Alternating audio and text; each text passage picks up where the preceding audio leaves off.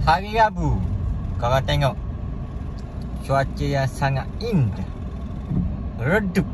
Orang kata cuaca hari ni baik molek. Kata sejuk-sejuk betul-betul gini. Sekala pukul 4 gini, 4 lebih gini, orang kata panas-panas. Kau kan? Ya panas. Tapi hari ni alhamdulillah ya cuaca redup sikit. Orang kata sejuk-sejuk gitu. Mana kita buat perjalanan ni, kita pasal aircon skala nombor 2 ni, nombor 1 sejuk lajak hari ni. Okey, kita menuju ke destinasinya. Apa pekerjaan aku hari ni adalah atas nasi. Kapi akak ada.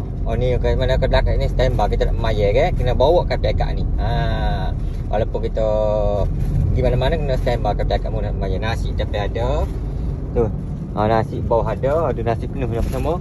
Kuih-kuih ada, pas belakang ada. Okey, pas belakang ada.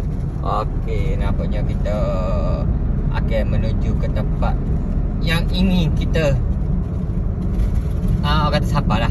Gitu. Ni traffic light. Kalau straight traffic light menghala ke tunjuk. Straight kalau menghala ke kiri, kita nak pergi arah ke tunjuk juga. Bahagian ni tunjuk juga. Mana tunjuk tu arah ke nak jalan ke Pasir Mahasiswa sini, tunjuk menghala ke Kadok, Terang, Kok Lanang semua. Okey, kita akan sampai destinasi Waka Cik Ye. Waka Cik Ye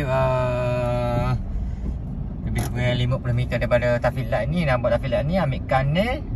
Mana Batu Pak situ WOD ada. Nampak belah kanan nasi air dingin, udang dan dara. Udang dan dara nama kedai dia. Dan cawangan ni nombor 1, cawangan nombor 2 Waka Cik Ye. Bersebelah tepi tu situ ada kedai tayar, ada kedai makan. Nampak ada kedai nasi air dingin, udang dan dara. Tu cawangan nombor 2. Tu cawangan nombor 2. Kuih odi ada di situ. Korang jangan lupa support.